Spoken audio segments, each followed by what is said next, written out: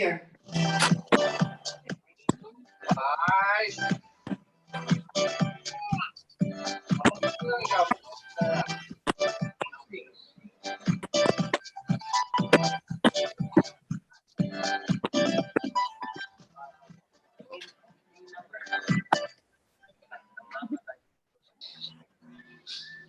One, two, 3, 4, 5, 6, 7, 8, 9. Up your dyan. Punta kami nila doon sa Jollibee. Sama ba natin, Mami? Jollibee? Ha? O, sama natin? Ha? Ay, Jollibee! Jollibee na doon! On. Oh, more! Wow, man Jollibee! Hello. Morning, everyone. Jollibee, oh. I see that a lot of friends are joining us, and we have e-mappers from the chapters Love Jollibee. Hala. by the People Management Association. Wawa mas si Jollibee. Nakakain si Talk Jollibee, oh. about HR in the new normal. Kamay-kamay I na. Abelia Zata, Corporate Executive Search Inc., and I will be your moderator today. As Zoom, we are live in look for people management or well, thank God for this technology, but all of us still adjust to it. We ask for your indulgence in moment technical brief you about what to expect in this webinar. First, I will very briefly provide the broad business context as a way of introducing our topic, and then related to that, describe the objectives of this session.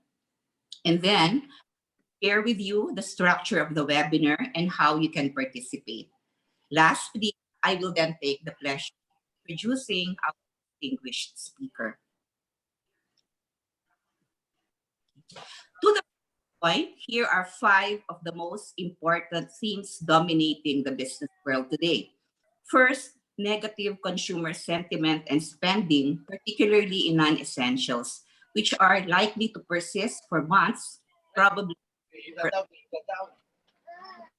Number two, the pronounced need Oo. for protection, safety net for those whose jobs are threatened, and health and wellness for number three, coronavirus impact on certain vulnerable industries.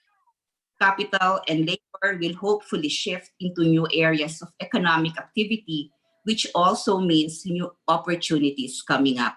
And our speaker will have an interesting discussion on that. Number four, we will need to face a long period of adjustment to working and interacting virtually rather than face to face, which also means digitalization needs to speed up.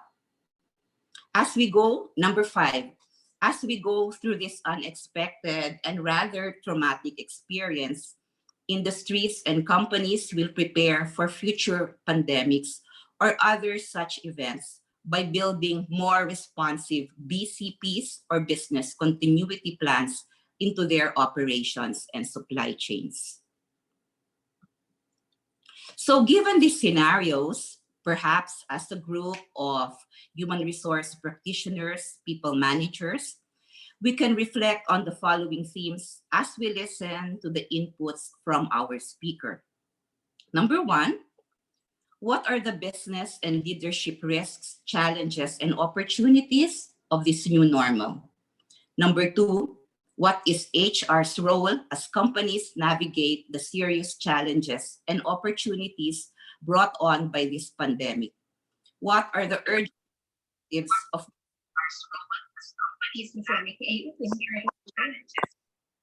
Yes, and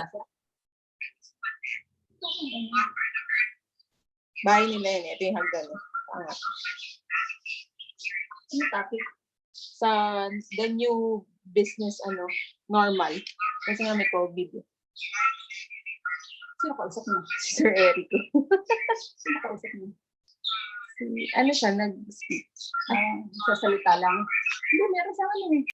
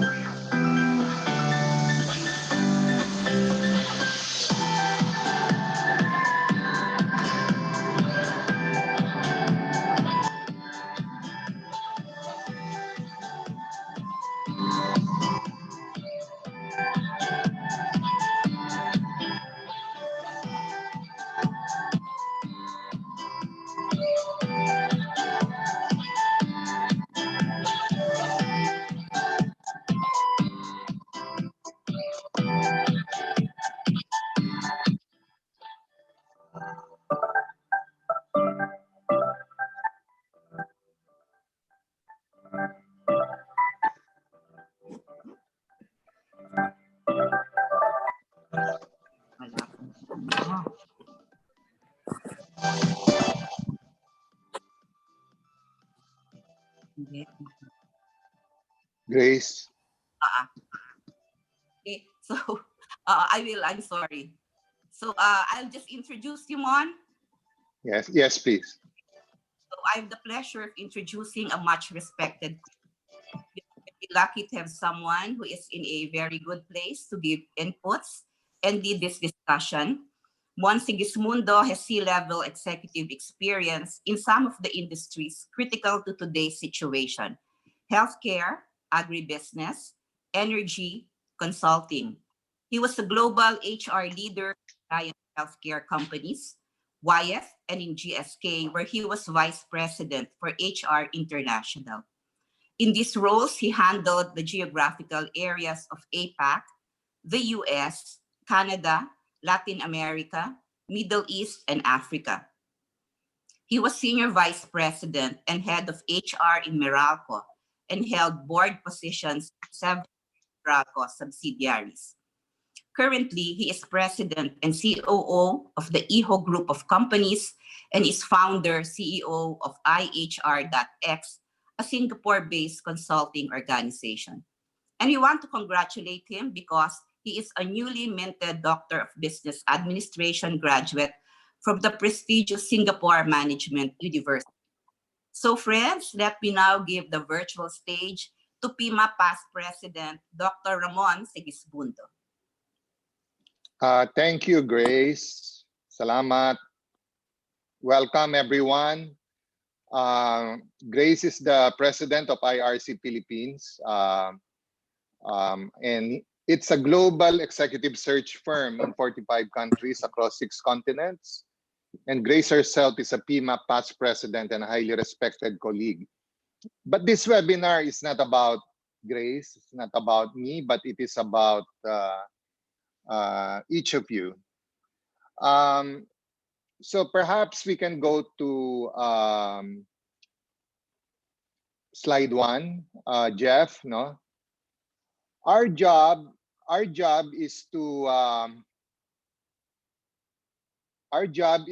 keep you engaged, no, for the next hour and a half.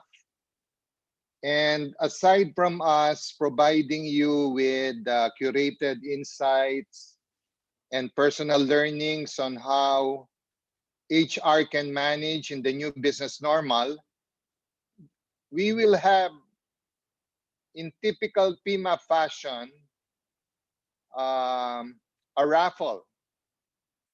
Okay. Probably that would be near the 12 o'clock mark. So please stay tuned all throughout. According to the messages, my signal is intermittent. So bear with me. I think the telcos have yet another excuse to say that the internet speed is low. But before I start my presentation, that is, as what Grace said, is divided into 6 digestible chunks. So, but please allow me to relate my 3 learnings arising from my self-quarantine for the past 5 weeks. Number 1, it feels liberating to attend remote meetings with a jacket, just like what I'm wearing right now, and a shirt. But I can tell you that I'm also wearing my tired and weary shorts, but it feels liberating. Number 2, obviously it is in this work from home remote meeting, it is difficult to read other meeting participants. So I'm really missing the human touch. And third, there is so much fake news going on right now and a lot of copycatting. So I would encourage you to always verify your sources. As you know, like to give you an example, PMAP is one of the first organizations in the Philippines that started to use the new normal. Now everyone is using the phrase new normal, including that other organization that would remain nameless. Now, let me now start the ball rolling. So let's turn to slide 2. Jeff, let's turn to slide 2. I have invented a mnemonic for all of you to remember this webinar, and it is 6 and 4. N4 stands for the new normal non-negotiables that we as leaders and practitioners should do. We have to follow them at all costs during and after COVID-19. 6 represents the 6 buckets of managing in the new business normal from my perspective for HR leaders and practitioners. If we move on to the next slide, Jeff. 6 and 4 includes number 1.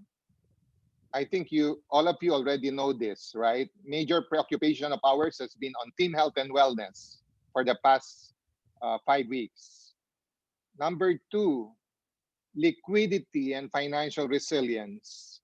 Third, pivoting our businesses and maintaining the strengths of our different businesses. And if we move on to the next slide, Jeff, implementation clarity, so important, right? In this day and age of chaos. 5, eliminating all forms of waste. And number 6, planning for the long term. So firstly, let me talk about team health and safety. So if we could go on to the next slide. It is absolutely necessary that as HR leaders and practitioners, we have to build our personal resilience and enable others to build their own personal resilience. What is personal resilience? According to HR guru Josh Bersin, it's simply the ability to adapt and bounce back. Pre-COVID, I used to have a strict exercise regimen myself. 1 hour run walk and 1 hour gym work on alternate days. These days, I use the Preletics app. It's available in the Apple Store. That serves as my gym without weights. And of course, walking up and down the staircase, which drives my wife crazy. On the next slide, I talk about remote working. As HR practitioners, we should promote this greatest workplace experiment of all time called remote working or work from home or WFH. HR should take the lead in promoting this, as remote working will be part of the new normal. For me, my favorites are Microsoft Teams, Zoom, and Slack. Treat a remote meeting like a regular meeting. Require everyone to bring a beverage. Your favorite beverage, of course. Just make sure it's not alcoholic. It's all right to show your babies and even fur babies. But be careful about the background of your screen. Do not show the background of your toilet or your dirty kitchen. Now, let's move on to the next slide.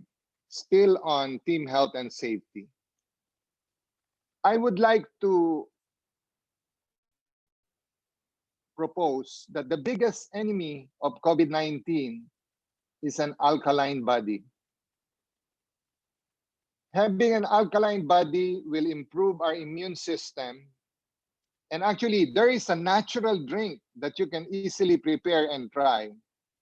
So if you take a look at this slide, there is actually a recipe. So it's sugar, it's apple cider vinegar, it's lemon juice, and it's baking soda. Drink every morning. It's your protection against COVID-19. So I'll stop at this point and allow my partner to ask questions or add some comments. So we're done with the first bucket, which is team health and safety. Grace? Grace, are you still there? Oh, Yeah. Hi, Mon, there? hi, Grace. Yes, yeah, So, ang please. question are you going to share daw your slides with them? Can you share Yeah, your slides? Sir? yes. At the end, I'll have an email address, and all that I would request from you is if you send me an email requesting for the slides, I will gladly give it to you. Okay, thank you. Okay, can I make one comment lang about you Sure. were talking about building personal resilience.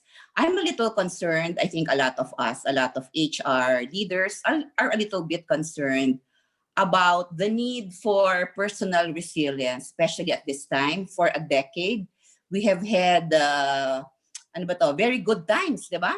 Our young people had a lot of a lot of alternatives. It was easy to find jobs, but now the situation is going to change, and we may even need to reduce the incomes of some people because some companies are doing time banking, work rotation, etc.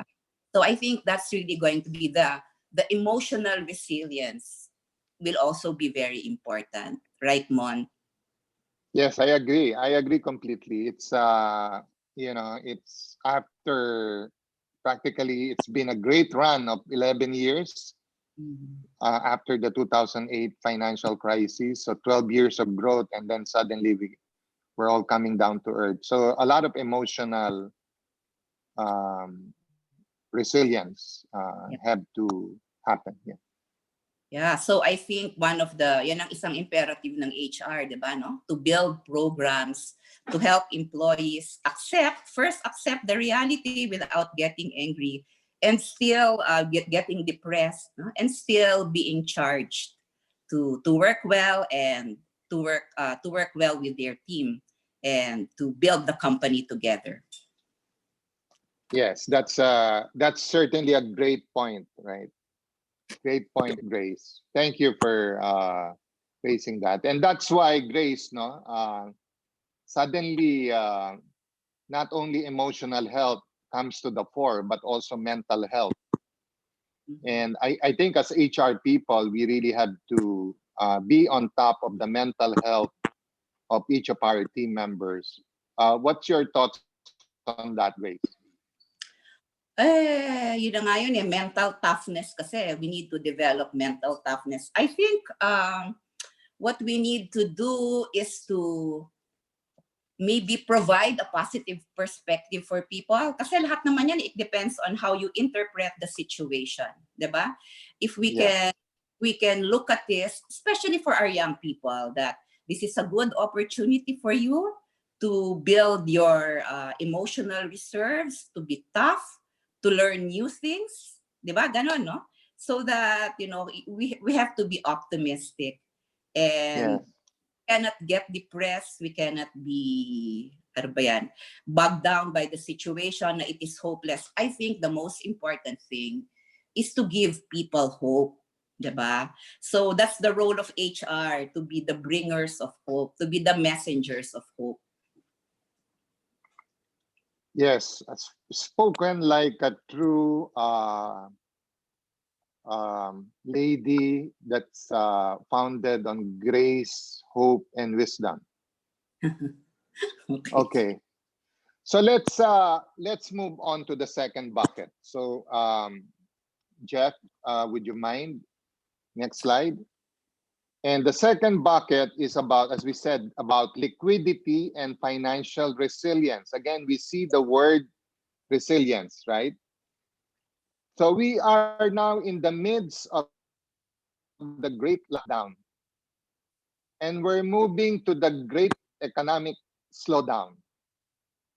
Okay, and in that move from the great lockdown to the great economic slowdown, the name of the game is in any business, and as HR leaders of course, we have to be aware of this. The name of the game is liquidity and financial resilience. In this new landscape, cash is king. So we have to help our leaders, our business leaders, negotiate to delay payments. Mhm. That's payables, right? Accelerate collections, and this is receivables. Negotiate with your lenders. Of course, every business now would have borrowings, right? Do asset sales. Everyone has heard about NPAs, right? And they don't stand for the New People's Army, but they stand for non-performing assets. Invite fresh funds.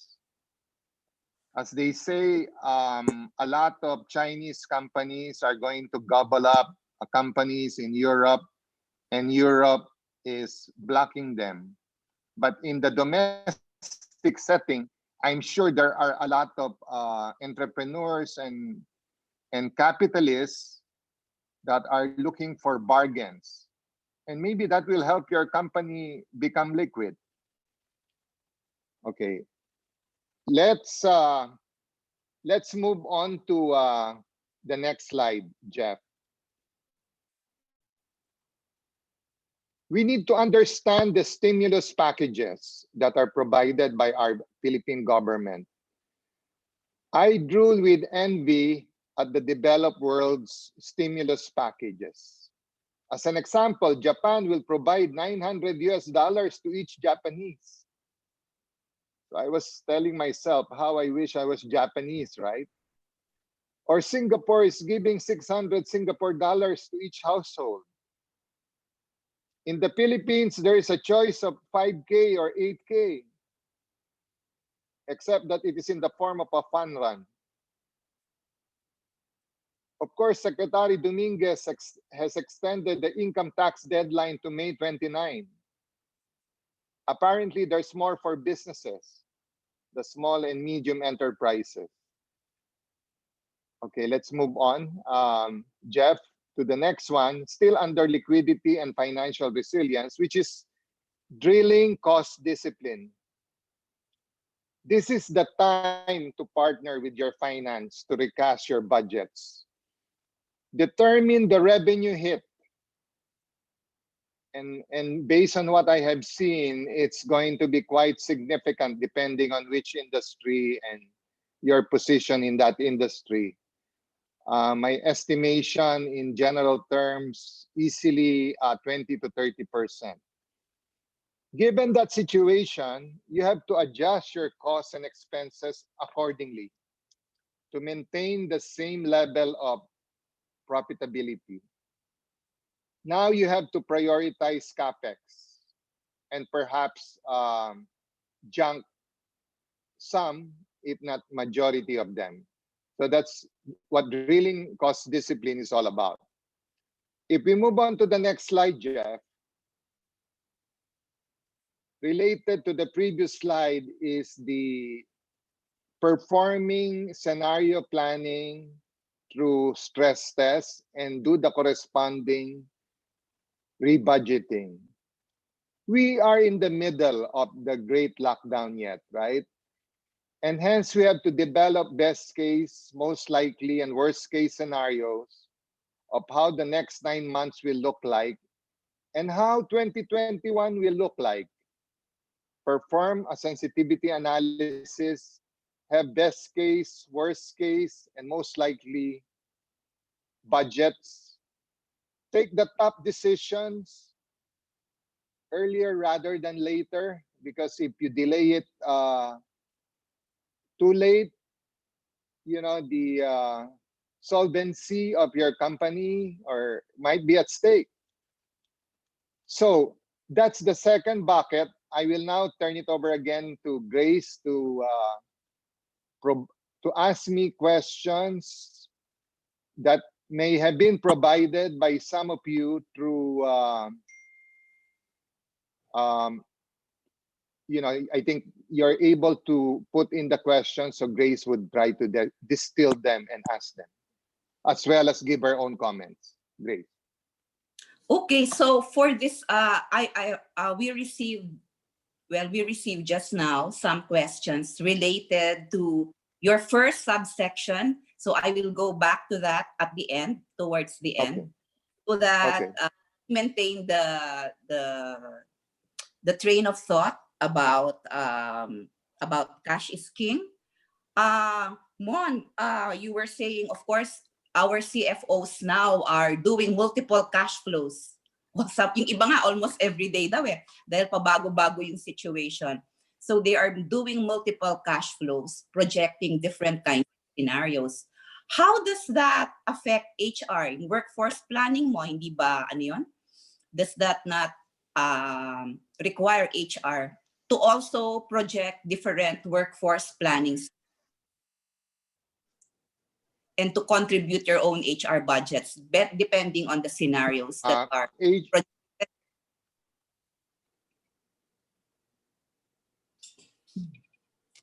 yeah, absolutely correct. Grace, the HR will be called for review manpower or budgets. They would be called for looking at restructuring scenarios. They would be called for what working arrangements do we have to adopt. Yeah, HR itself, on the basis of the work that we do, would be very busy. But my point is, as HR leaders, we to think like finance, think like general management. Let's not limit ourselves to simply manpower, compensation, restructuring. Let's look at improvement opportunities in all aspects of our business. So, for example, we do have a leisure and tourism business. And of course, because of the lockdown, resorts are hardly visited these days. So the questions or the ideas that HR could raise is, why can't we have a virtual tour of the resort in a digital platform? So I think HR has the opportunity to be the driver of innovation in our organizations. Yeah. So that's just one example, Grace. Yeah, that's a good point. In fact, we have a question here. She asked, in the field of L&D, would you know of any method of also performing stress testing in a manner that L&D, learning and development, could give more strategic advice, not just with budget and expenditure to management? I think this might have to do something with innovation. Can we teach? No? Can we, what's this? Can we encourage our employees to be more innovative, to participate in spotting opportunities, right? So that, Yes. so that we can get more revenue streams. Kasi importante ngayon cash nga eh. So what are the new revenue streams? What can HR do so that the company together can brainstorm and think about new opportunities and therefore create new revenue streams? No? I think that is what Mon was saying. And you think like a GM. Good point, Mon. Yes. Thank. Okay. Any other inputs, Grace, or questions before I proceed, or should I proceed now? Please proceed, although we have many questions here about yung personal resilience and remote working. Maybe we'll talk about that later at the end, towards the end. Yes, I think we have some time. No? Okay. Yeah, thank you, Grace. Now let's talk about the third bucket. So Jeff, I think we should move on. So the third bucket is about, you have to work with your business,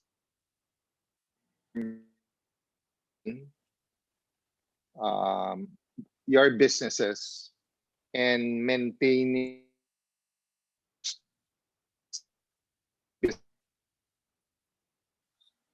look at this slide, which you could take a quick look, it will show the businesses that have high exposure to COVID-19, moderate exposure, or low exposure. So I'll just give you time, perhaps 30 seconds, to having each webinar participant seeing where their business in this heat map.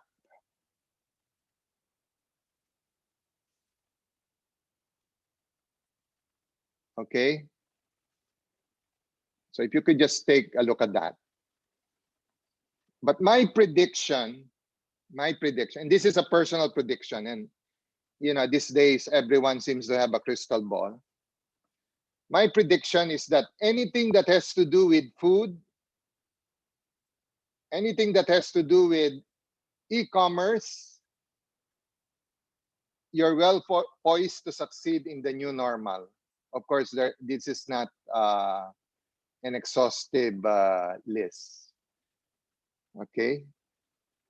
So, Jeff, please, next slide. Now, this is a busy slide, but I got this from the New York Times. And the ones on the right shows that they are businesses where customers are spending more for the week ending April 1 compared to the last week of last year. So if you take a look at it, you know, at the middle, it's the same spending. Supermarkets seem to be the same. Now, guess what?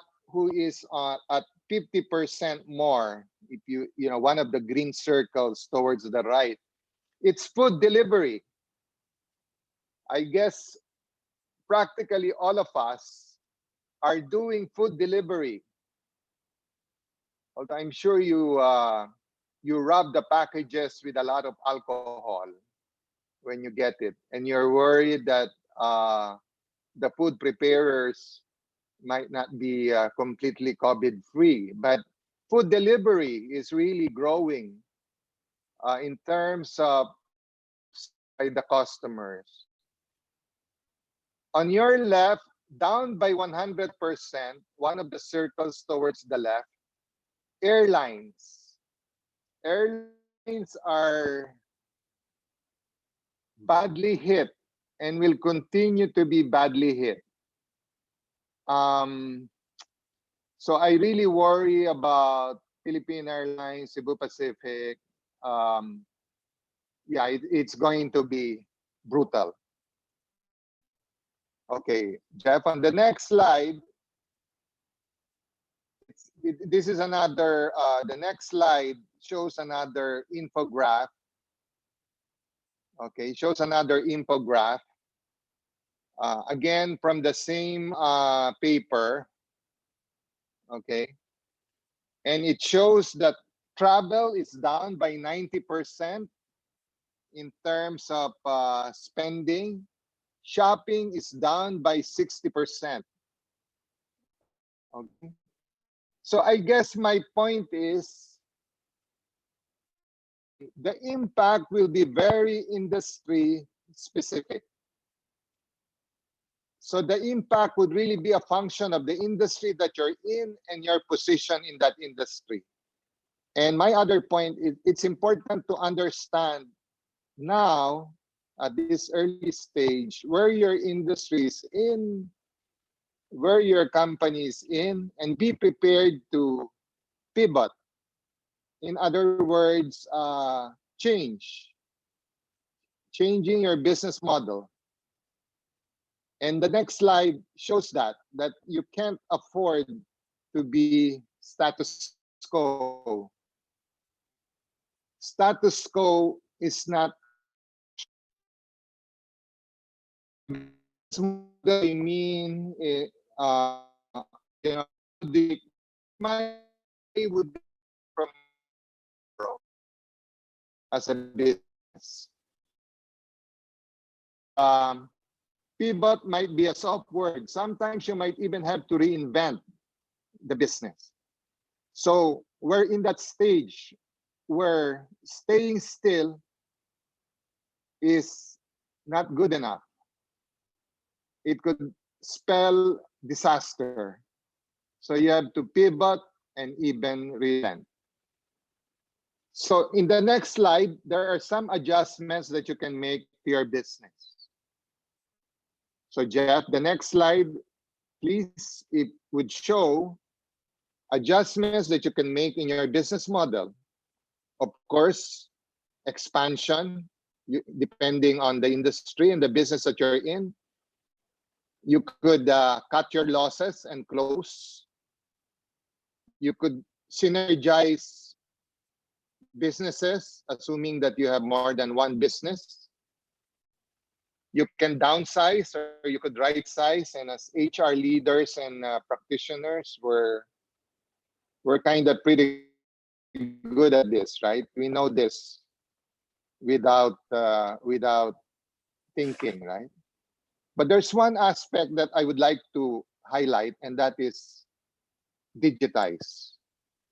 Because if you take this time as an opportunity to digitize, once we're out of this, you would be in a better position. So bottom line, pivot your businesses and maintain your strengths. When you get out of this black tunnel, you've got to assume, as a business, you've got to assume a different form. So I'd like to stop at this point because that's the third bucket and turn it over to Grace. Okay, Grace? yeah, can you hear me? Hello, hi, Mon. Yes. Yeah, so there is a Yes, I question from Patrick Padilla here. Where does banking fall into the heat map? Paano daw kaya ang banking? I think. Okay. Well, yeah. Yeah, of course, you know, I think banking would is subject of a lot of the mechanisms that are being implemented right now. So for example, credit cards, I think there's a 30-day grace period. But I don't think they will go all the way, you know, in terms of helping distressed businesses or even businesses that are distressed, because their loans are also a function of you know, the deposits that we put into the bank. So I would say moderate impact for the banks. The impact would not be low because economic activity would have decreased. Nor would they be on the high impact side either. So I think moderate. Yeah. Yes, I agree with you. And then siguro, ano yun, all the more they will be driven to digitalize many of their functions.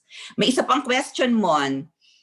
Baka pwede tayong tulungan dito ng ating mga kaibigan, Yeah. because Heidi Enriquez joining us earlier, Michelle Garcia.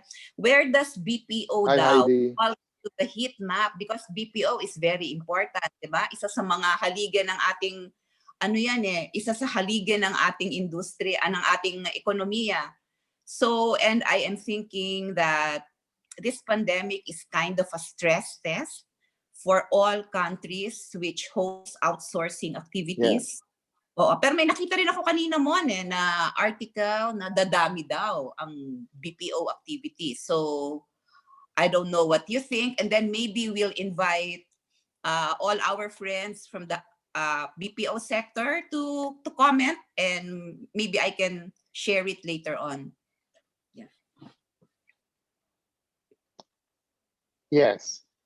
Well, of course, I will have to default to our colleagues now in those industries. But my sense of it is that as the clients of BPOs and call centers are mostly developed markets like the US and Europe.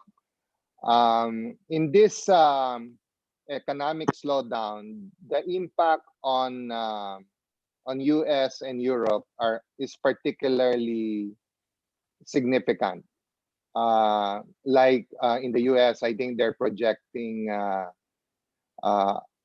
I think a 5% to 7% drop in the GNP. So obviously we will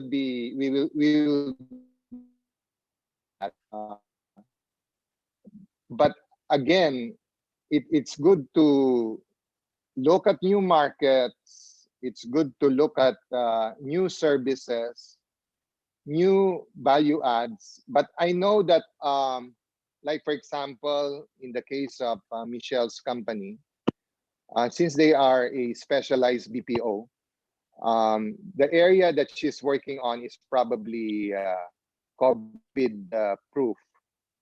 So I think there would be, it would again depend on the company and the industry. I hope the Department of Trade would provide a lot of help in terms of our BPOs and call centers. Clearly, it will be hit, but I hope that it will not be so much. Mhm. Okay. Yeah, I think I saw part of Heidi Enriquez's comment. I think she said that marami namang depends ata dun sa client.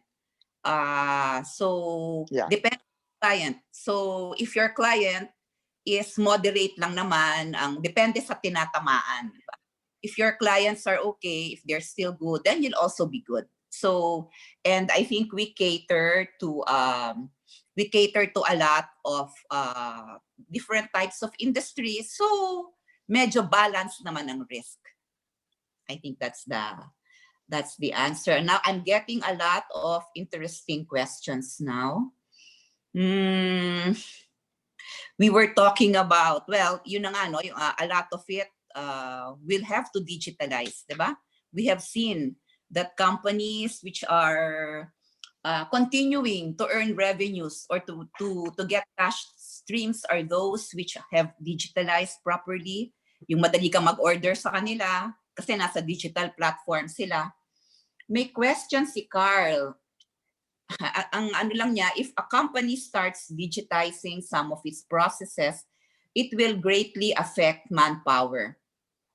Okay, what are the possibilities that digitizing can be both beneficial to the company and the workforce? I mean, that's the usual fear that digitizing is going to displace part of the workforce. Of course, marami ng Yes. comments. Yeah. Yeah, I guess I just say that any digitalization program would have to be supported by a reskilling, retraining program. I think studies would show that with the advent of the technology through the years, there has also been a lot of new jobs that have been created. It's not the same old jobs, but these are new jobs, change jobs. So I think we have to teach our employees the opportunity to learn, unlearn, and relearn, and how to position themselves in the new normal. And that is where HR could really play a key role. Yeah. Yeah. So I think siguro ngayon pa lang, let's try to understand ano-anong areas ang malamang na i-digitalize, what kinds of talents do we need, and already prepare for that. Although, you know, a lot of companies have already been doing that even before the pandemic happened. So marami naman ang well-positioned na din. Sa palagay ko na lang, mapapadali lang ngayon, di ba? Mas bibilis. Because now people have realized how important digitalization is. By the way, there is a question here, nasaan daw ang gobyerno sa lahat ng ito? Can we daw bring in the government in this discussion? I think ang isa dyan is our slow internet speeds, di ba? Na matagal na nating concern, ilang taon na talaga. And now people who are working from home sometimes have a problem because of our internet speed. So I don't know how if we can fast track that ang internet speed of the country. Yeah. And medyo off I think ito. as HR. Yeah. Go Go ahead. Go ahead, Grace. Go ahead, please. Please finish, Grace. Hindi kasi another topic ito eh. So I think another topic, although Okay. government. No, I was so, I was just going to say that as HR leaders and as HR practitioners, we may be lulled into that sense of just looking only after our own companies, no. But I think as part of the future proofing of HR leaders, we should look at our societies, look at our communities, and if we're not happy about a particular societal issue or governmental issue, we have the right, to raise it. We have the right to be vigilant about it and let our feelings be put across, including our suggestions to correct the situation. So it's not only about quality of work life, but also quality of family life and also quality of societal life. We have a responsibility for the country to be competitive, and that includes internet speed. Yeah, Yun so lang, Grace. important. Okay, I'm going to ask this question kasi baka mamaya wala na tayong oras, and I think it's important for everybody.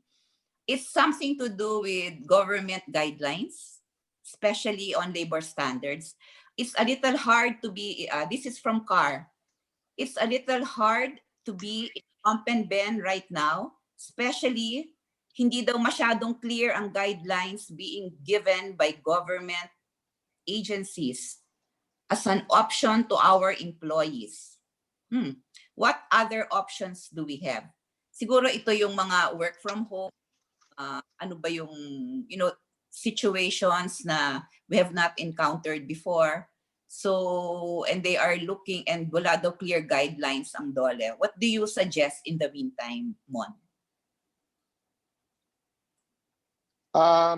I think in the absence of guidelines, I suggest you sit down with your management and come up with sensible, common sense guidelines that are a win for the company and are a win for the employee. I think the principles of fairness and justice should prevail. I don't think you need the Department of Labor for that. Yeah, very good answer, Mon. Thank you. O nga kasi may isang nagtanong may isang tumawag sa husband ko kay Beer tinatanong, paano ba daw yung revenues nila, ayaw nilang mag-lay off ng mga tao. So what they're thinking of is to siguro lahat sila to have reduced salaries in the meantime. So do they need ba daw to go to the DOLE para ipa-approve pa ito? So yan ang mga questions ngayon. So iba-iba. Siguro word of caution lang, no? A word of caution lang. Any action should not be seen as unilateral, no, on the part of management. Yes. So, for example, kung magkakaroon ng pay cut, there has to be a piece of paper where the employee either volunteers or agrees to it, So, yon. Yeah. It shouldn't be seen as Yeah. having been forced on anyone. Yes. That's from a seasoned HR practitioner. Exactly, Mon. That was the advice of one of our top lawyers in PMAP na kailangan nga hindi unilateral. Although Veer also asked a labor leader and he said, dapat daw, so long daw as the DOLE approves of it. So, yon, iba-iba. But I think you said it well. Okay, Yeah. so we Yeah. move. Okay. Okay. Let's move on to this is now the fourth bucket. Jeff, can we please move on? And the fourth bucket is implementation clarity. Okay. Implementation clarity. So in this time of chaos, ambiguity, and uncertainty, clarity in terms of implementation is a must. As we are in a crisis management business continuity mode, we have to be wartime and not peacetime HR leaders. So risk management, which is what most wartime or military generals do, strategic planning and leadership is crucial. Okay. And it's important that as you must have seen here in the slide, risk management is about proacting, not reacting. So upfront, you have to identify the risk, assign a level of probability, and then identify mitigation strategies to manage the risk. Okay. Leadership, the last 3 points are about leadership. Engaging the organization, empowering the team, leading with purpose and integrity. Okay. This is a time that when you do not do these things, itong apat na to, nandito dito sa slide na to, later on it will haunt you. Okay, later on it will haunt you. So in a time of crisis, all the more you should do these things: engaging, empowering, and leading. Okay. And that's why HR should play the catalyst role in crisis management and business continuity. Of course, working in partnership with the leaders. So Jeff, next slide, please. I have actually sort of preempted this slide, but just for emphasis, let me say it again. This is a time to accelerate digital transformation. So when there is disruption, this is the time to make your organization right. So firstly, you have to cleanse your data. A lot of organizations have data that is garbage. So garbage in, garbage out, ineffective decisions result because it's based on rubbish. You have to build your databases, whether it be a customer database, employee database, supplier database. All the databases of your stakeholders should be clean with the relevant information. So data quality is key. Then build and develop processes. I've seen processes that are really terrible. So we need to map, analyze, and improve processes. And then we can leapfrog, we can transition into next practices to catalyze the transformation of our companies. My two favorites are Singapore-based People Strong Private Limited, and of course SAP. And I think they are participating in this webinar. Of course, I also love the others, but as I've said, they are two of my favorites. And if you want to know more about People Strong, you can email me. And for disclosure, I also use success factors in a previous life. I believe that they are with us here in this webinar. Okay, so by having this, I consider them as next practices because they will certainly provide the conditions for you to clean the data, improve the processes, and as a result, have better decisions as a result. Okay, so let's move on. Jeff. Of course, all of us are familiar with accountability management. And accountability management becomes all the more ever important in such a volatile business environment. And accountability management, we all know this, it's about making sure that, you know, for every specific activity or task that are mission critical, we know who's going to do it, what are we going to do, and when is it going to be done. So the very familiar who does what when. And of course, this is a time to intensify decision-making excellence.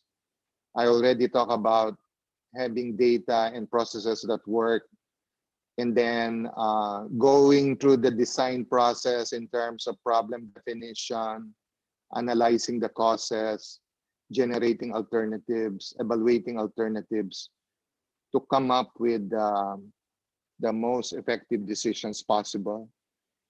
And it has to be science and evidence driven. We rely too much sometimes on anecdotes to guide our actions and decisions, gut feel, on which side of the bed did we wake up.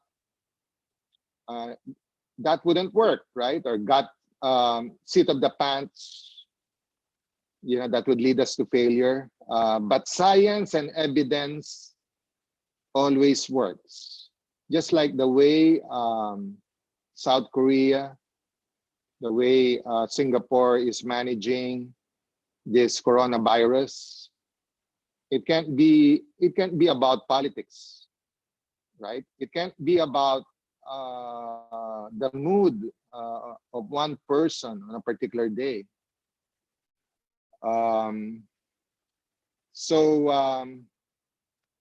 That's it for that bucket. Implementation clarity, and now over to Grace.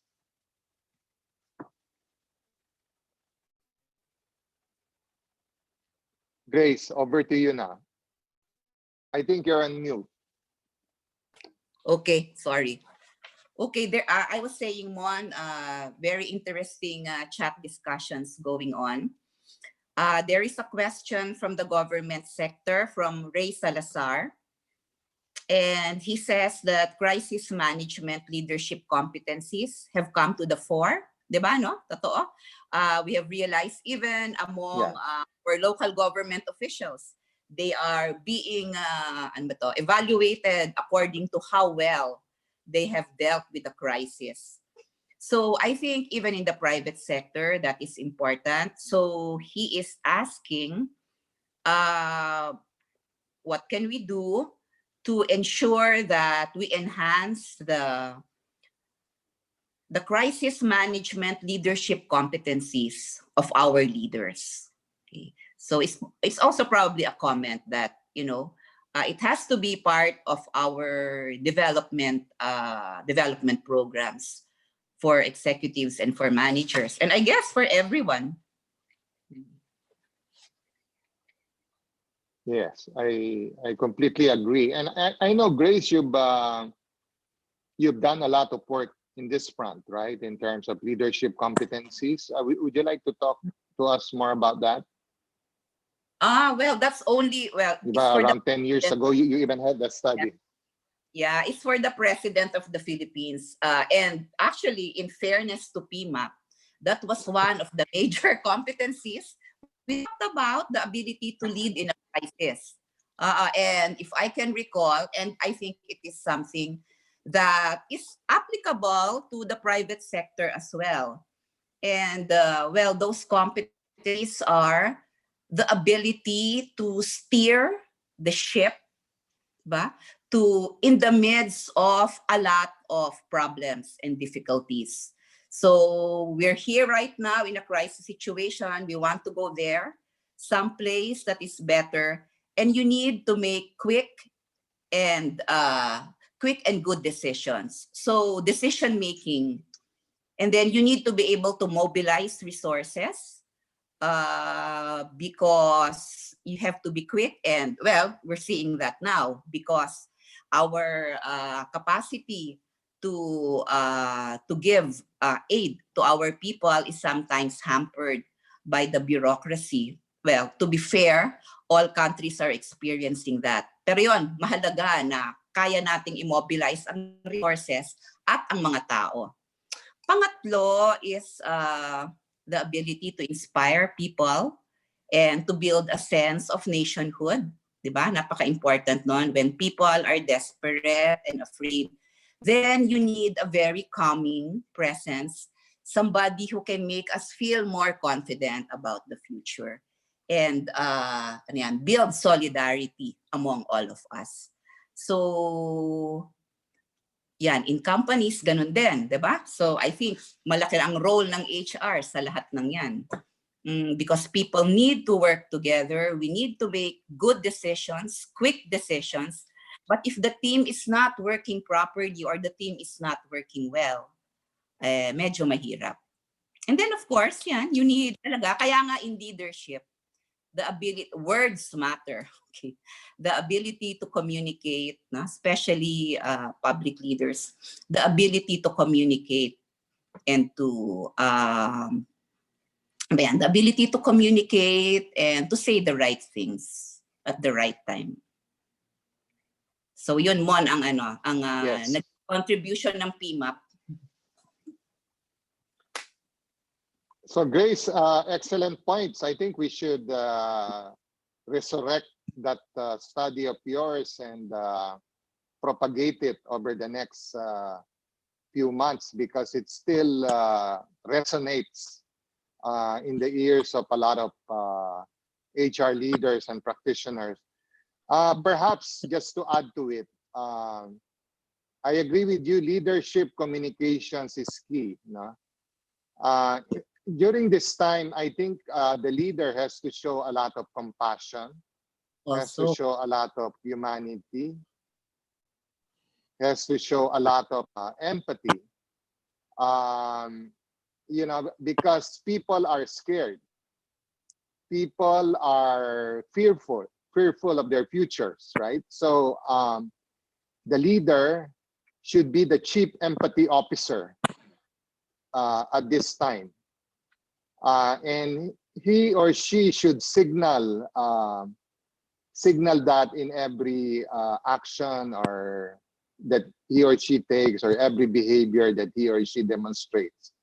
Second point is that, and I know that this is going to be quite painful, but you know, I don't mind saying it. The followers deserve the leaders that they have. No, so it is incumbent upon followers to shape the leader. It is incumbent upon the followers that if there's any leadership challenge that is that they're experiencing in their leaders, they have to give feedback to their leaders.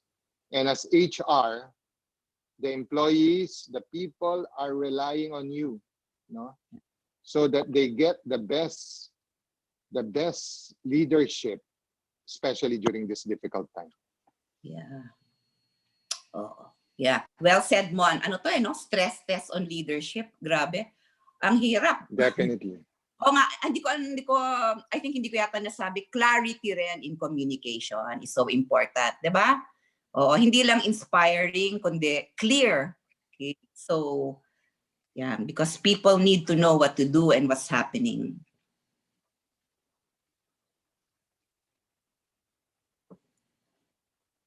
Right. Okay. And one other thing lang. You know, an example, Grace, of to me, a great leader is Pope Francis. Okay. Kasi during his Easter Sunday message, ang key message niya are two things. It's one is hope, and number two is solidarity. Yeah. And that is what his followers need. And he gave it. He gave hope and solidarity. No, the leader should be audience centered. So that's my point. Yeah. Yeah. Yeah. Good points. Okay. So I think Okay. we are So thank now you, for. Grace. So Thank you.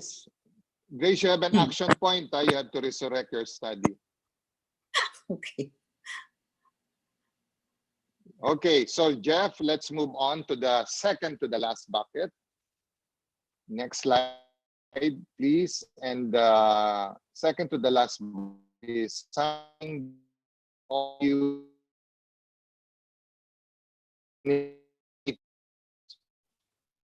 So, that you could look at, of course, would be materials. The disruptions in our supply chain are so mind-boggling, especially if you look at the global supply chain. And over the next year or two, you would see dramatic realignments in the supply chain. Already, as part of the Japan stimulus package, they're paying companies to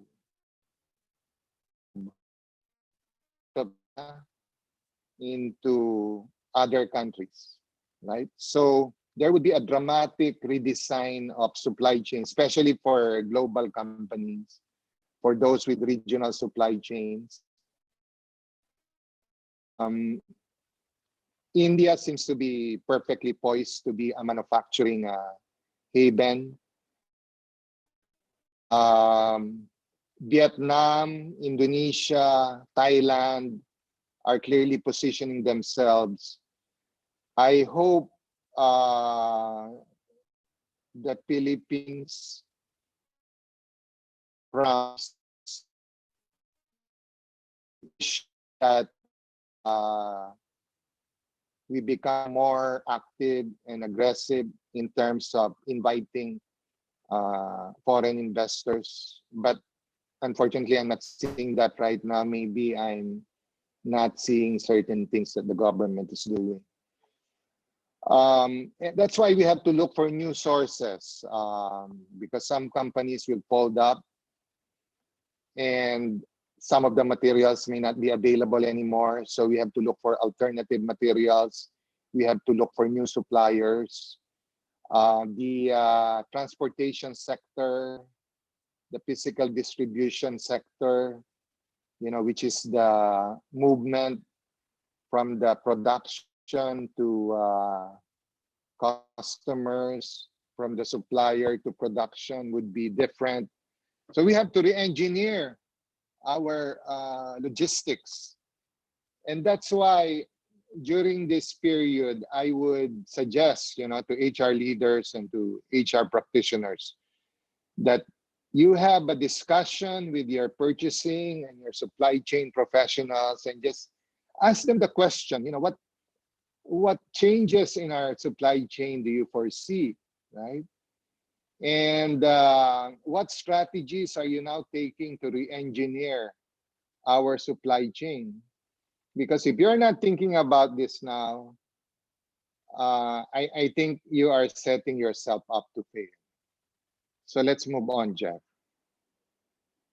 And we're going now into labor, Jeff. Next slide, please. And this is something that is within your respective sweet spots. So I'm preaching to the converted. All the more we should increase productivity. Clearly, we should increase productivity. And I think with skeletal workforces and reduced work hours and rotational schedules, clearly that is the objective. But you also have to start looking at the post-COVID scenario. Suddenly, you become more flexible in terms of how you would like to organize things, how you would like to define the new way of work in your companies. Performance expectations could be leveled up. You know, as unemployment levels increase, my prediction is that it would become an employer's market.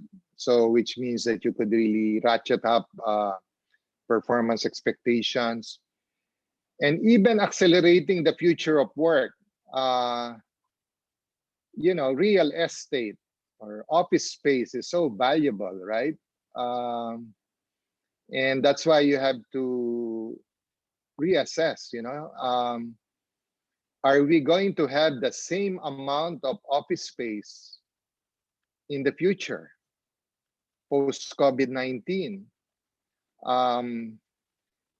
In fact, the space requirement would be probably be much bigger, you know, with social distancing. So I think it just really cements the business case for work from home and remote workplaces. I predict that Starbucks would probably be a beneficiary of this crisis. Of course, once this is all over, because you know, the Starbucks as an office might just be prevalent. So ways to manage labor. So let's move on to the next one, Jeff, which is overhead. And I already mentioned office space, travel, transportation. Again, I could not even imagine how you could restart public transport. I could not even imagine how you could restart the MRT or LRT. Social distancing in MRT would be an oxymoron, right? I mean, there's no such thing. Theaters, entertainment. Well, I think all of you must be fervent Netflixers by now. So entertainment, it will never be the same again. Sports events. You know, my friends at the Philippine Basketball Association are considering not proceeding with their season this year. I mean, how could you even have a stadium full of people? And meetings. You know, one of my learnings from remote meetings is that you have to really make the meetings more efficient. Which leads me to the next slide, actually, because you know, you know, ever since I started in my career, I've been so paranoid about meeting management and meeting leadership. And I think this crisis is just an opportune time for us to get our meetings right, because we waste a lot of time on meetings. So for example, having objectives, you know, setting an agenda, defining ground rules, involving everyone and make sure that no one engages in a painful monologue, defining next steps after the meeting, following through on actions, and writing minutes. Very basic, but something that we don't do well. So I'll stop at this point and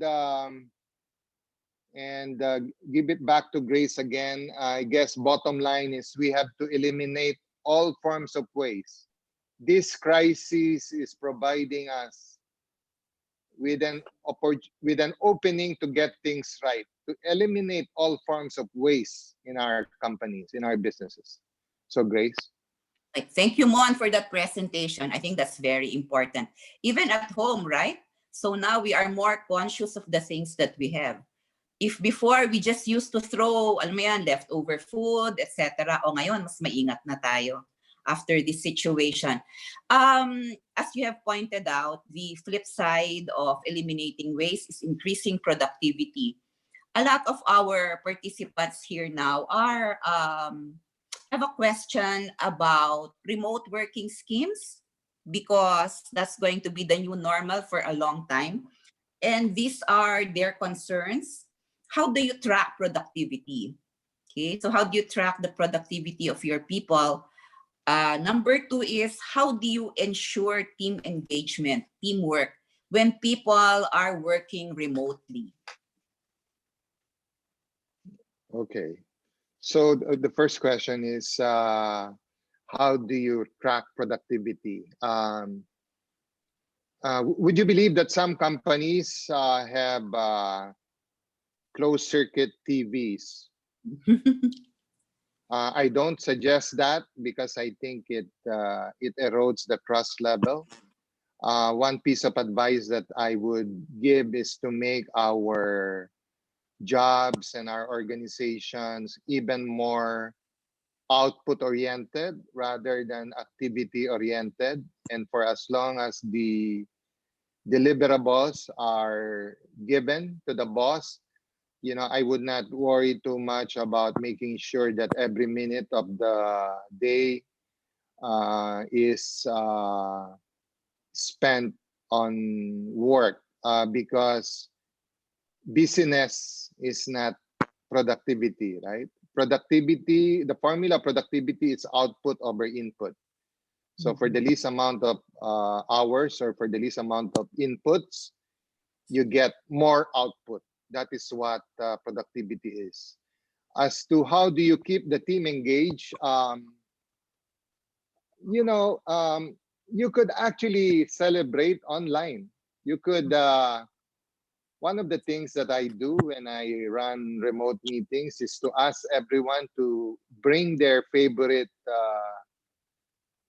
beverage, even bring their babies or bring their dogs. So that adds a personal touch, and it shows the integration of work life and family life. If you remember, we as HR people were trying to promote initially work-life balance, which became work-life integration. Now it is being served to us in a silver platter, right? So we could keep people engaged even during this time. I think all the more we should provide recognition, even if it's just psychological recognition, even through social media, even during remote meetings that we do. So nothing is really impossible in terms of engaging people, even if we're not face-to-face with them. Okay, thank you, Mon. And you better believe, Mon, because I have personally witnessed how engaging his meetings are kami sa PMAP Foundation. Ito may question ako, because this is in one of our Viber groups among my friends, and some of them are CEOs. And they said, one of them said that she noticed parang nagsaslack daw ang trabaho because people are paid anyway, whatever their output is. So she is thinking, or their company is thinking of a scheme where your pay will be based on your output in the meantime that you are working from home. So anyway, that's just a suggestion. I think it's very easy if the KPIs are very clear, right? So Yes. more difficult when when it is not very easy to quantify the output. And I think some companies have systems like the multinationals. Uh, you can always track the work of people. So it depends. And then can I just say, can I just contribute some of the comments of our participants? Patrick says, the middle managers need to develop that skill of engaging people even Yeah. when the remote. So, ano, bumabago at kailangan palitan na natin ang ating mga palitan or i-enhance ang ating mga leadership competence frameworks and add these new skills. Na? Like, well, it has been there even before the pandemic, but I think it has assumed even greater importance. How do you build engagement even when you are working remotely? How do you build, kasi syempre kahit ano yung relationship mo di ba? With your people, the one-on-one relationship is important. And then Rachel was saying you can have virtual themed meetings. May theme daw ang so you can still have fun. Yeah, different ways of having fun. Yeah. And I want everyone to pay particular attention, no, to their profile picture. No? Kasi some of us, we don't have a profile picture. I would suggest that you personalize your online presence by putting your favorite picture into the profile. It becomes more personal. The other aspect is you could have regular check-up meetings, no agenda. Just talk about what's going on in their respective lives. No, to me that has worked quite well. Ano lang, kwentuhan lang. I think that's how you engage people. After all, it's our responsibility naman as leaders to get to know our team members. So lots of different ideas. I'm sure between Grace and I, we could provide advice even after this webinar. Okay. Can I read the comment from the PMAP Vice President, Lynn Sure, Wook? So she sure. says, it's a good point of view. In the new normal, we have the opportunity to develop as a country. As we seek to sustain the economy, businesses, and jobs, the Filipino mindset will evolve towards a greater focus on delivering results, high performance, and efficiency in processes. Yeah. Amen. Diba, no? O, tama nga no. Okay. Okay, so thank you, Grace. So now we go to the last bucket. No? So if we could move on to the next slide. So far, we've been talking about this difficult time and post this difficult time. But we should not forget the fact that we have to plan for the long term. So right now we are in a dark tunnel. But when you are in a dark tunnel, you have to see the light. If you don't see a light, you have to invent the light. Therefore, we have to plan for the long term. No? And but before I continue, I was struck by what the JP Morgan Chase CEO said, Jamie Dimon, in his Q1 quarterly interaction with the shareholders.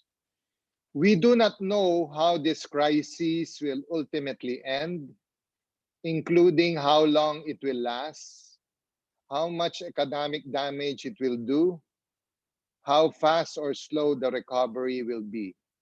So I think I like this because this CEO has a brutal view of the harsh reality. And I think as HR practitioners, we have to be realists. But in being realists, we also have to be hopeful. That's why my dark tunnel light analogy. So if we could move on to the next slide. Again, Jeff, another quote from a consultant called Devia Temin. We are no longer in crisis management. We are in chaos management. Okay, so that's another buzzword for you, HR brothers and sisters. You can tell your boss, we are now in chaos management. Crisis management as a word is already passé. Let's move on, Jeff. The next slide. It will not be a light switch, though, when you get out of this lockdown. You know, some politicians, some of our countrymen think that once you're out of the lockdown, you're out of the lockdown, you're free. But that's not really the case, because it would be a graduated uh, return to and measured return to normalcy, because the consumers will still be uneasy this beyond the lockdown. All consumers would still be uneasy. All companies would still be uneasy. There might be a second wave this autumn, right? In or the third quarter, or in our wet season, and in the winter in some of the temperate countries, which is our first quarter next year, there might be even be a third wave. So there's still going to be that fear, yeah. And it would be a stop-start rhythm after the lockdown, and lots of new protocols, new ways of doing things with respect to ensuring social distancing, which would be tricky. Are you comfortable coming into a restaurant, table to table, side by side, with other patrons? Um, Probably not. Yeah. So it will not be a light switch. So we have to be. So this is going to be a marathon. This is not going to be a sprint as we get out of COVID-19. Yeah, Jeff, next slide, please. And here are some possible long-term responses. This is a very important slide because it offers some possible responses. Again, this is not exhaustive, but we have to adopt new technologies. So for example, there's a prediction that the property sector could be badly hit. So the question is, suddenly there's a lot of office space, there's a lot of residential properties. So if you're a property company, how do you manage that? Perhaps you have to reconfigure your condos. Perhaps you have to do virtual tours rather than person-to-person sales tours. Perhaps you should sell the experience rather than selling the condo unit.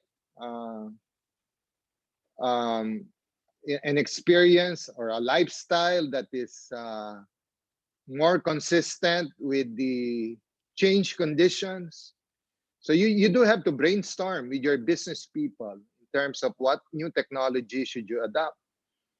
Adjusting to new supply chains, which you've already said, right? If China is a customer, think again, right? I think the way the world will look at China would be different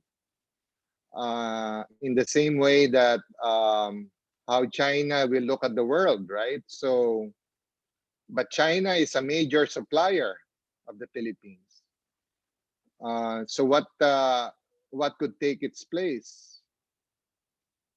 And then competing with the new oligopolies, because whether we like it or not, some of the SMEs and MSMEs will find it challenging to weather this crisis, and they may be gobbled up by the larger companies. Alliances will be built between governments and the bigger companies. And some of the oligopolies might become stronger. You'll never know. And that's why every one of us have to make sure that all our voices are heard. As in some countries, governments are buying companies, particularly in Europe, if only to block up the Chinese, right? So the dynamics, the industry dynamics will change dramatically. And Jeff, next slide, please. I'm a director of the UP Engineering Research and Development Foundation. And a new technology that they're using right now is 3D printing. And they have 3D printers that are actually producing face shield frames for our frontliners. So new industries and new technologies would be born. So 3D printing seems to be getting a lot of good press, especially as it produces masks, as it produces frames, and in the US even those ventilator tubes, so that one ventilator could serve 8 patients. Next slide, please, Jeff. Another simple one is actually the disinfection of PPEs using ultraviolet light. I mean, this is not exactly a new technology, but we're finding new ways to use existing technologies. And I would just like to say that UP Engineering Research and Development Foundation have done a good job of coming up with projects that are relevant to the crisis at hand and relevant to the period post COVID-19. So Jeff, next slide, please. So at this point, here's my email. So if you want to request for something or engage me in an email exchange, or if you even want to talk to me, here's my contact number. So I'm just giving you time to take note of them. The presentation would only be available upon request, just to make sure that you're really interested in my presentation. Next slide, please. Okay. So to summarize, 6 and 4. Okay. Number 1, team health and safety. Number 2, let's not eliminate waste. Team health and safety. Number 2 is, okay, now this is a test. This is actually the raffle. What is number 2? Can anyone tell me what number 2 is?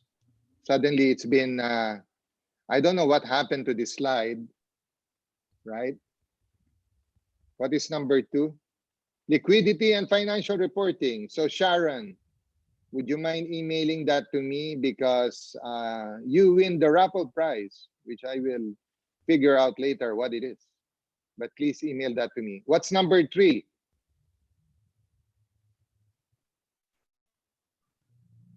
Number 3? Pivot businesses and maintain strengths. Okay. Number 4, implementation clarity. Number 5, eliminate waste. Number 6, plan for the long term. So the winner of the raffle is Sharon. And please email me, Sharon, so that I could send you my raffle prize. Now over to Grace for the main Q&A Okay, and her so own process comments. check. Yeah, process check. We have about 20 minutes. So I'm going to read some of the questions here. Well, this is siguro mamaya na yan dahil what can you say about holistic HR in this post-COVID-19? Mahirap na question integration question siya eh. Yeah. Right now, there's no such thing as a holistic HR. You have to focus on what your company needs to be done, which is mainly around business continuity, crisis management, team health and safety. I mean, those are the three things that I would focus on in general if I were you. Okay. Okay, thank you, Mon. There's a question here. How relevant are labor unions in the new normal?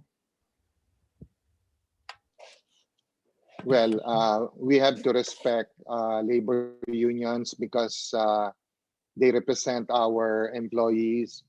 But I think we have to make sure that they are attuned to the changing times. We have to make sure that they are responsive to the broader needs of our employee base, that they're responsive and sensitive to the profitability and financial aspects of our business. So what we need is a mature, enlightened, intelligent union. Yeah, okay, well said. Ito. My company, this is from Jean.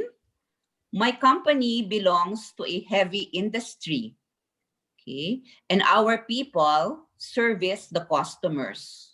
Okay, so customer ng isang heavy industry. When we ask employees to report for work, we seek to mitigate the risks. If the risks are too high, we will not do the job. So yun ang, she is sharing their policy. Employees are asking for hazard pay. What do you think of this? Yeah, ano ba yung mga practices ngayon sa hazard pay? Are we, are companies paying employees extra for going out during this time when everybody is being asked to stay in? Yeah. I think a good example of that would be Amazon. Amazon in the US, right? Yeah. Amazon in the US is experiencing record sales. And there's a lot of pressure on the part of their warehouses to fulfill, customers' orders. So what they have done is they have raised their pay levels so far above minimum wage. Of course, the employees are scared because they're being, because of the huge demand, they're being forced to really work incessantly. But at least the company did something in terms of improving their pay. Now, in the Philippine setting, I don't know, Grace, I have not heard of examples. Yeah. But one way of doing it is perhaps to introduce incentives, make it performance-based, that for as long as certain volumes and certain quality levels are met at the end of a particular time period, let's say at the end of this crisis, we could give them incentives. Okay. Okay. So there are okay. Eleanor Bernardo says we do not give hazard pay. Instead, we do not expose our employees to any hazard. Strict risk and hazard control is what is being implemented. Okay, so that's one practice. From Lynn Muki, in the Philippines, the industries where operations must continue are paying hazard pay at this time. There is a Willis Towers Watson study on the compensation practices during ECQ free on their website. So please go to the Willis Towers Watson website. Yeah. Okay. So, Mon, hard question. Okay. A strategic question. Pero tamang-tama ito sa'yo. Have you had experience where you had to transition the business? Well, this may not necessarily apply to you. How do you go about it? I am from the hotel industry. This is Leonardo Aguinaldo. As you can imagine, right? Hotels are the ones which are hard hit the most. Actually, we have a lot of questions from our participants about yung kanilang daw industry. Saan ba? There's a lot of anxiety, no? About, naku, ano kayang mangyayari after this? So, ito ngayon, si Leonardo, Mr. Aguinaldo is asking us, paano ba nagta-transition ng business? Siguro major ano lang. Kasi hindi rin ganun kadali, ano? Like if you were in hotel. How will you transition? Yeah. Yeah. Well, it being a general question, I could only give a general response, right? But I would be more than happy to, engage him in the specifics. Well, of course, you have to define, your state A, which I suppose you're in your mind, you have this typically functioning hotel during good times.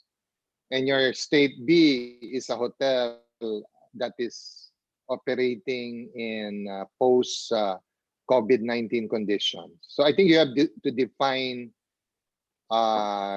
you have to make certain assumptions as to what would be state B, and then you come up with strategies on how to get from where you are to where you want to be. At the end of the day, it's going to be driven by financials. It's going to be driven by what your stakeholders require. You cannot do it alone. You have to work with your management teams. But I think for a hotel, you have to really find out what I said earlier, what would be your new business model be? What new experiences can you provide guests? How are you going to differentiate yourself from other hotels? So your question has actually raised more questions. But the important thing is to have initial responses to those questions para you could have an initial model of how your state B would look like, and you could then engage your bosses in a conversation as to what you think you should do as a company. Be more than happy to talk to you more about that. Okay, thank you, Mon. Okay, merong very practical question dito from Angela Cummins.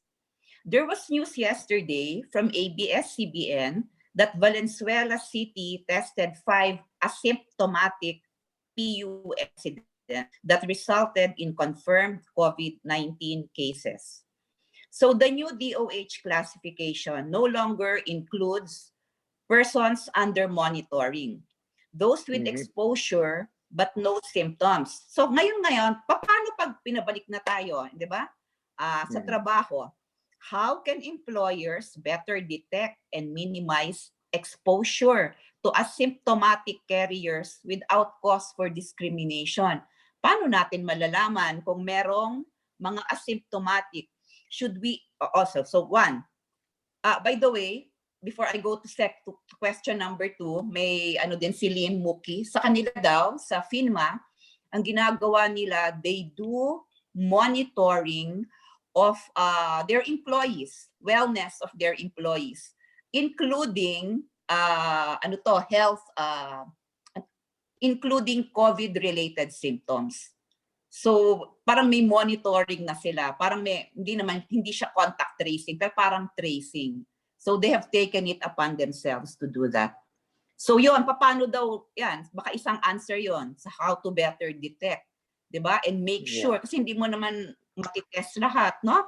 Number 2, should we advise employees to stay at home instead if they are immunocompromised, pregnant, 60 years old and above, with pre-existing conditions? And by the way, ang daming bata ngayon, ha? May mga employee tayo, 25, may high blood pressure. Oh, di ba? Ano rin yan, ha? Compromise.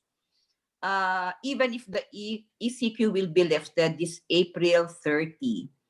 What symptoms should still merit advising employees to stay at home? Uy, good question, no? Very good practical question, Sigmund. Yeah. Well, unang-una, I would suggest na, di ba sa HR, yung medical department natin, usually, hindi natin masyadong binibigyan ng attention yan. Underfunded pa nga yan. Tapos yung doctor natin usually is either project hire or a contractor. I would recommend that we strengthen our medical department, no, in companies.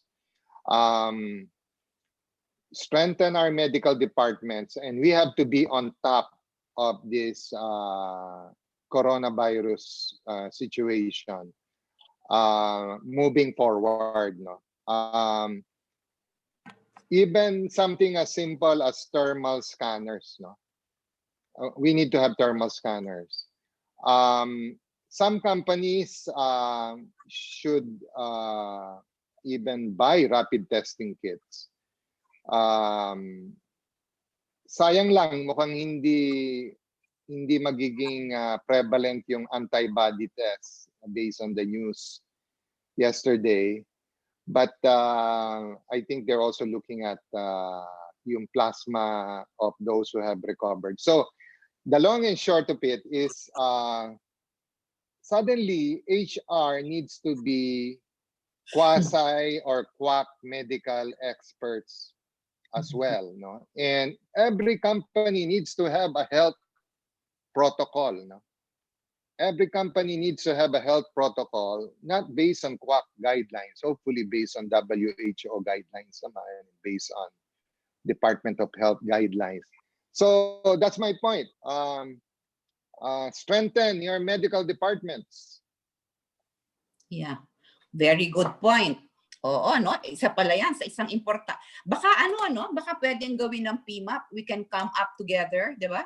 With a plan, what companies are doing, good practices, para buuin natin yan. Dahil, oo nga, no?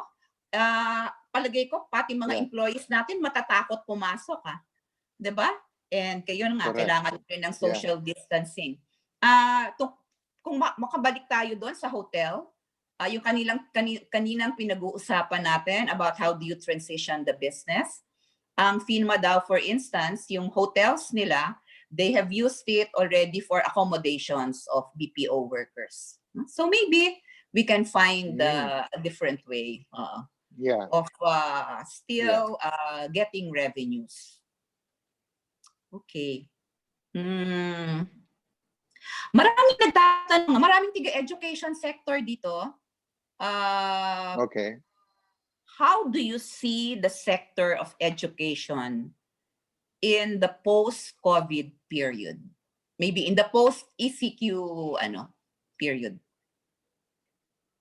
Yeah, well, number one, obviously, e-learning will increase. No, I think it goes without saying that even Ivy League universities have turned to Coursera.com, and you could now get degrees from Coursera.com.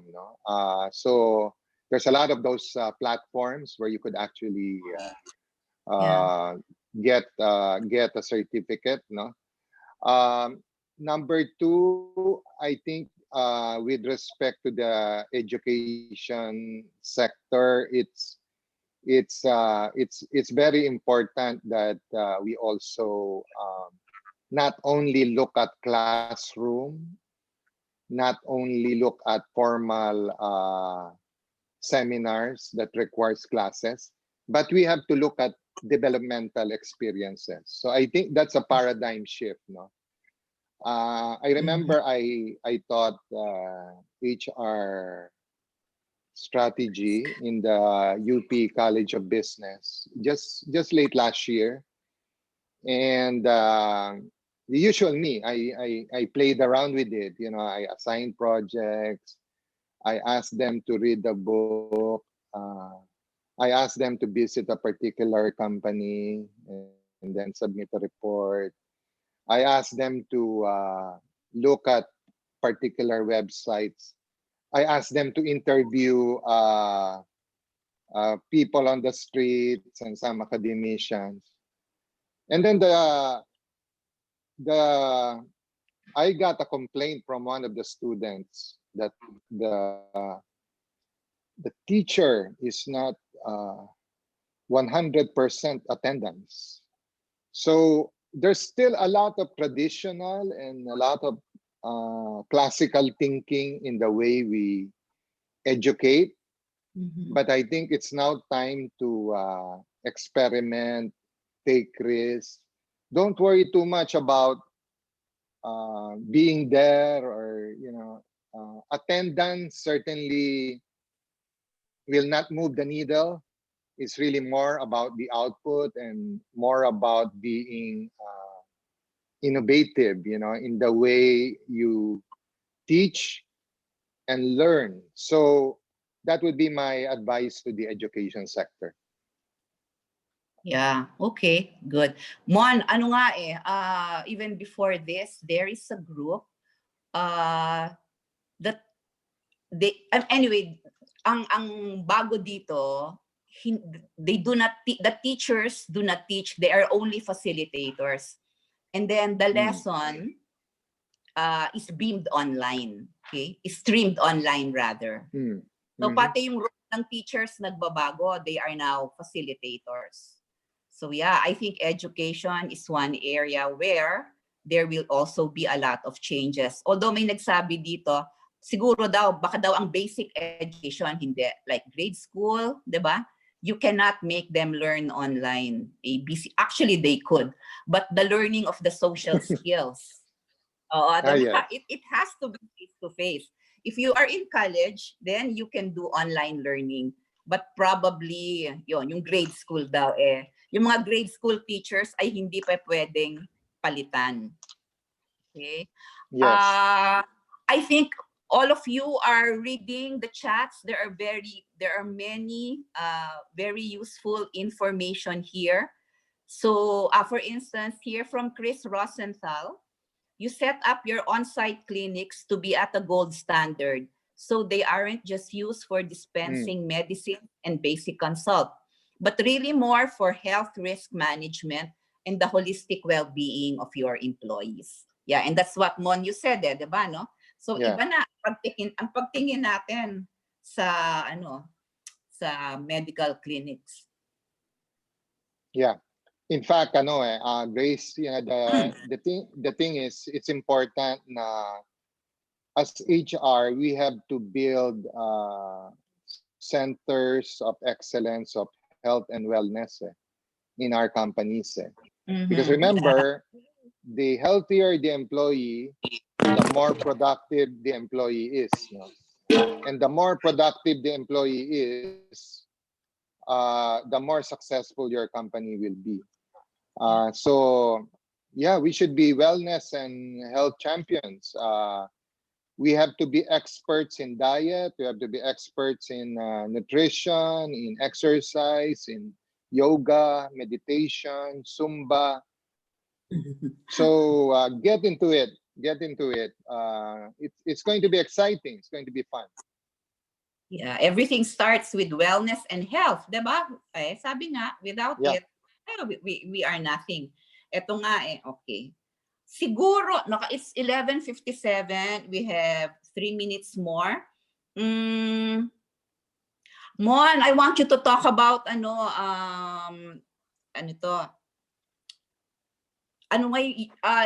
recently, or you will be getting your certification in coaching, right? Or have you already gotten it? Would you like to say something about coaching, the role of coaching at this time? Yeah. Well, I think what Grace is talking about is I'm about to receive my certification as an executive coach from Berkeley Executive Coaching Institute, and I think what's unique about that program is that aside from training you to become an executive coach, it believes a lot in compassion, humanity, and empathy. No, which is not exactly my strongest suite. No, coming from hard-nosed, results-based organizations. But through that certification, I think I'm able to come up with a more balanced self. And during this time, I think a lot of our leaders and a lot of our HRs need executive coaching, and because all of us need support, including me, including Grace. And executive coaching is such a wonderful tool that we can use. I think Grace and I will be more than happy to help you out on that. Okay. Thank you, Mon. By the way, there are lots of thank yous to PIMA Thank you. for organizing an event like this. Isa na lang, Yeah. huli na lang. Ano daw ang maipapayo mo sa mga nagsi-CBA negotiations at this time? This is from Okay. Frederick Reyes. Is this Eric Reyes? Yeah. I think so, Okay. yeah. Ang mapapayo ko sa mga nagsi-CBA negotiation ay look at it from a completely different perspective. When you're negotiating a CBA, it is as if your life or death really mattered on the CBA. But now, what coronavirus has taught us is that certain things that we do are not that significant. So I think we have to educate the union that life is not all about money. Life is not all about that additional 1 peso of benefit or that additional 1 peso of across the board.